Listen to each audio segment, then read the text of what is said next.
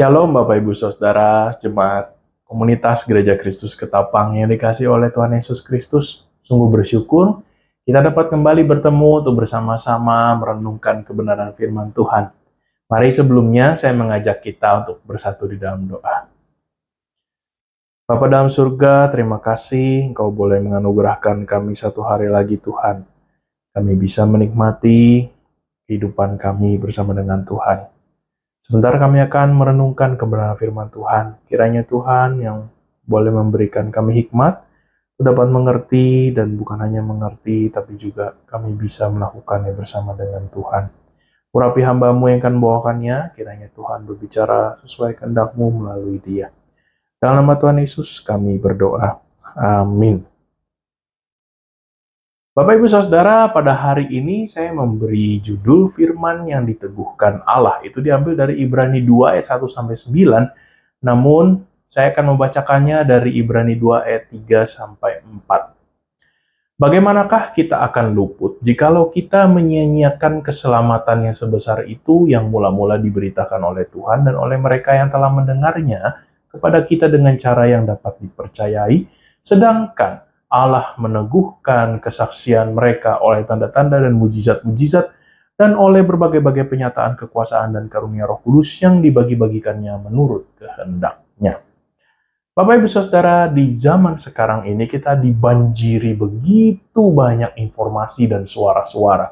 Ada suara di media sosial, opini publik, motivator, influencer, bahkan suara hati kita sendiri.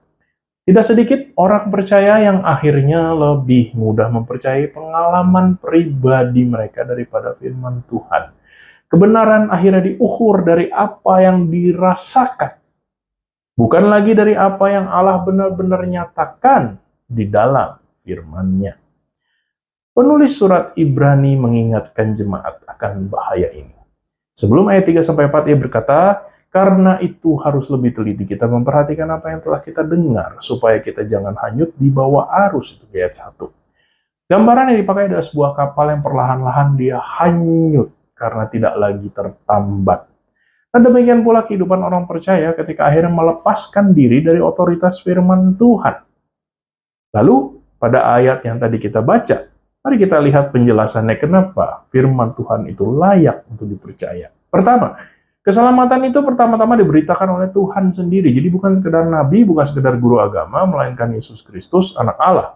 Seluruh berita Injil memiliki otoritas ilahi karena berasal dari Allah pribadi yang adalah firman menjadi manusia.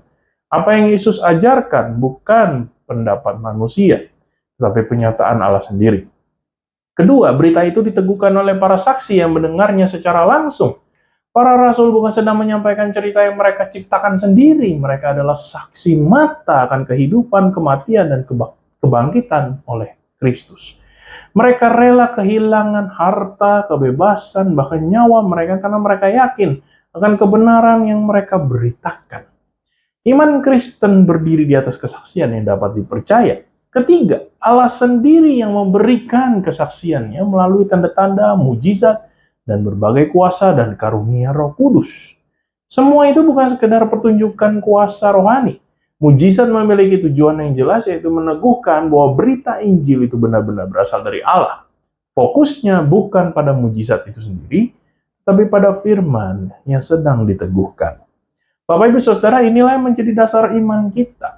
Kita percaya pada Alkitab bukan karena Alkitab membuat kita merasa nyaman, tapi karena Allah sendiri telah mengesahkan dan meneguhkan firman-Nya melalui Yesus Kristus, para rasul, dan pekerjaan Roh Kudus. Karena itu sebagai orang percaya kita dipanggil untuk memiliki kepercayaan penuh kepada otoritas firman Tuhan. Ketika firman berbicara, kita tidak menempatkannya sejajar dengan pendapat manusia. Firman menjadi standar yang mengoreksi pikiran kita, mengarahkan keputusan kita, dan membentuk kehidupan kita.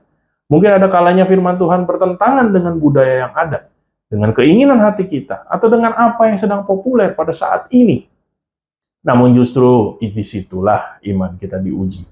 Apakah kita akan mengikuti arus zaman, atau tetap berpegang pada firman yang telah diteguhkan oleh Allah sendiri? Kiranya setiap kita membuka Alkitab kita datang dengan keyakinan bahwa Allah sedang berbicara melalui firman-Nya yang berotoritas kepada kita. Mari kita juga mempercayai dan mentaatinya. Roh Kudus menolong kita melakukan kebenaran firman-Nya. Mari kita berdoa. Bapa dalam surga, terima kasih untuk firman-Mu yang kembali mengingatkan kami bahwa kami harus hidup sesuai dengan otoritas firman Tuhan, bukan dengan pikiran kami sendiri maupun juga pikiran-pikiran yang ada di luar sana yang ingin mempengaruhi kehidupan kami. Terima kasih ya Tuhan, kiranya firman ini Engkau tanamkan dalam hati kami masing-masing dan Roh Kudus Tuhan boleh menolong kami untuk menghidupinya dan menumbuhkan firman itu dalam kehidupan kami. Dalam nama Tuhan Yesus kami berucap syukur. Amin.